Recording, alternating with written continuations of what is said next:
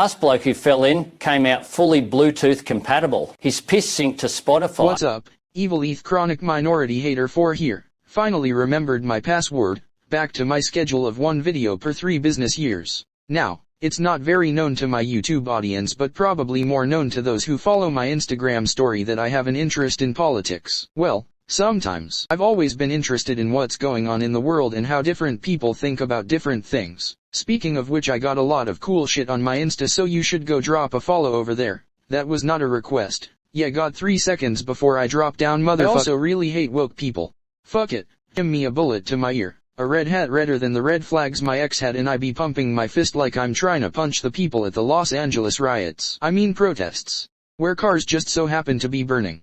But this video is not focused on how Hassan probably wants to kill me, Trump wanting to commit vehicular manslaughter with a fucking Kenworth, or even America in general.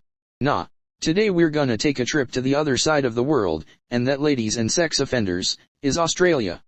Home to some of the most exotic species, bushfires, and some even more exotic politics, and even me. I'm pretty exotic if I do say so myself. Now, I know it's not like me to talk about politics on this channel, but this was something I honestly find too serious to ignore, especially since this could easily cause me and many other Australian content creators to lose our platforms. Yeah, today we're discussing the Australian under-16s social media ban, a newly introduced legal obligation exclusive to Australian social media users, making an obligation for major tech sites such as Instagram, TikTok, and even fucking Facebook, of all things, where the youngest user's birth certificate has recently expired, to use potentially flimsy methods of age verification to prove a person is over 16, so that said user can be allowed into their sites. Following a not too intense yet severely brain malnourishing election with the man who is built like blank the animatronic from Five Nights at Candy's, this white wrinkled Johnny Somali looking ass, whose name is Anthony Albanese, leader of this bullshit that somehow got 2 sessions in office,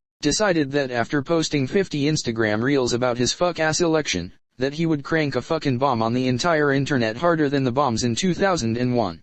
Now, I can't tell exactly what drugs this incest celestial has been snorting, but one thing I know is that this fucker got some sort of insomnia, because 30 laws overnight is crazy. No wonder he's trying to fuck over the youth harder than Richard Huckle when he gets a hard spot under his buckle.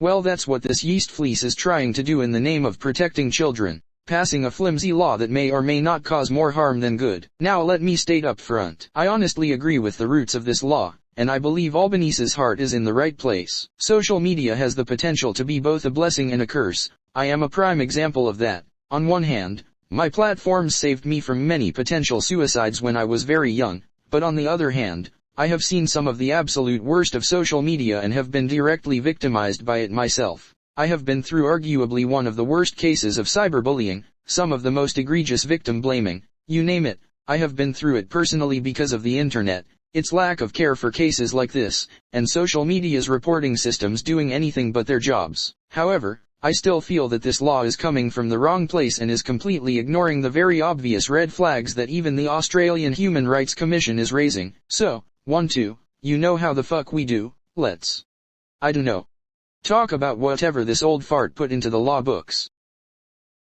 Now, let's take a moment to talk about social media, the tool Albo used to chart out all of whatever this is, specifically social media and the majority of its users, which are teenagers. Think about it. Teenagers have always wanted to connect with their friends, communities, and people who understand them. Before social media, it was phone calls, hanging out at the local park, or passing homie a note in class about how the teacher is dead-ass built like the sand puppies from the sewer holes.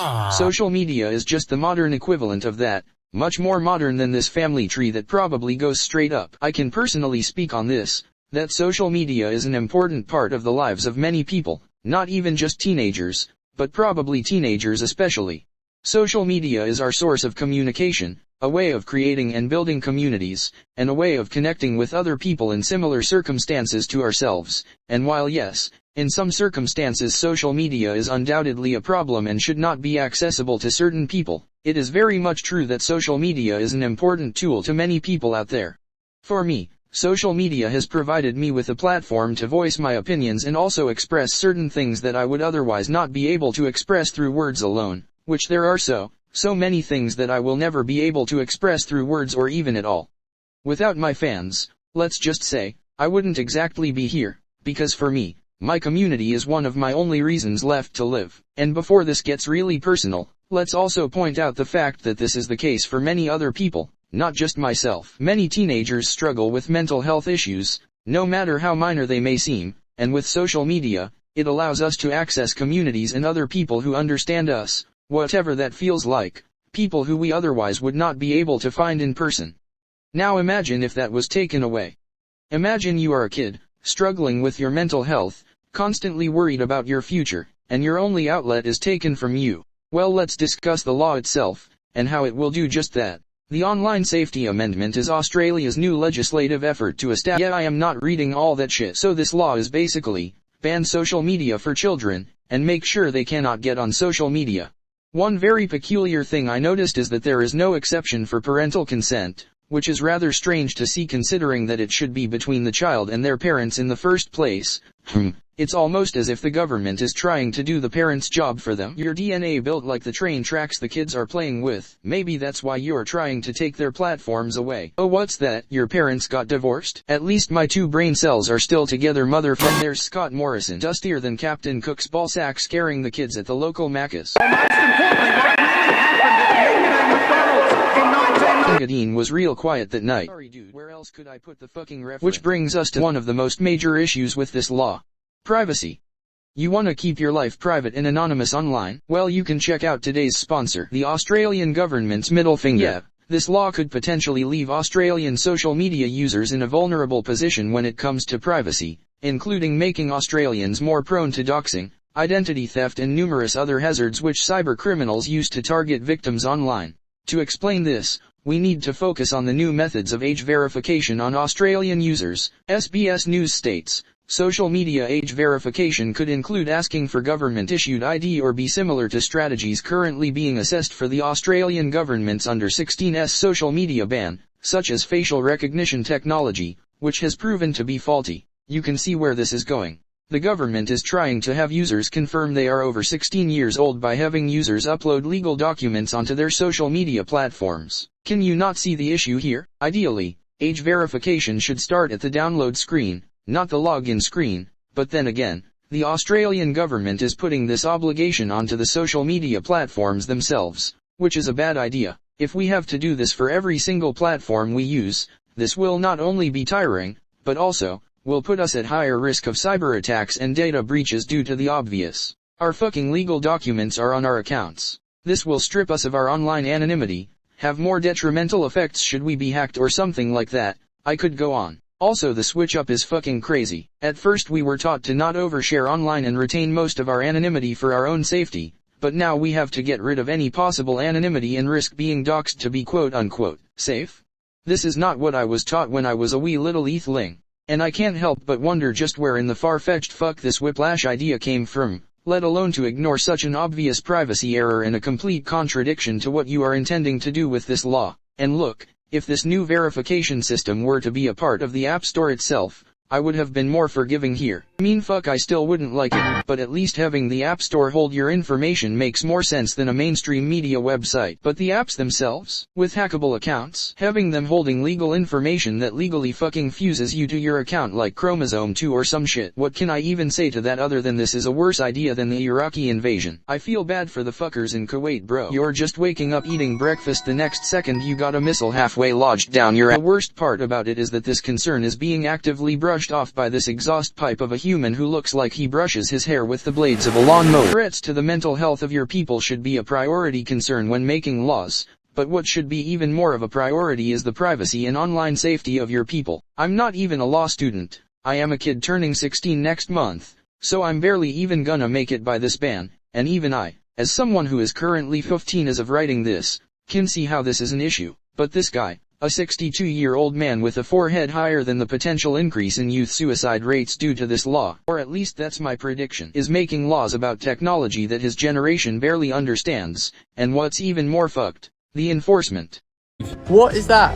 Is that a kangi? Not again. Now, I don't have as much to say about this as I do other things about this law. We've already briefly discussed this, but the enforcement of this law is probably gonna be really dodgy. Look at this situation. This is a bunch of old farts. Right? Old people, fresh out of the museum, probably sat next to the Big J and a fucking triceratops in school. Fuck, I think I even saw half of his skin flakes fall off. Making laws about social media. And what is social media more catered to?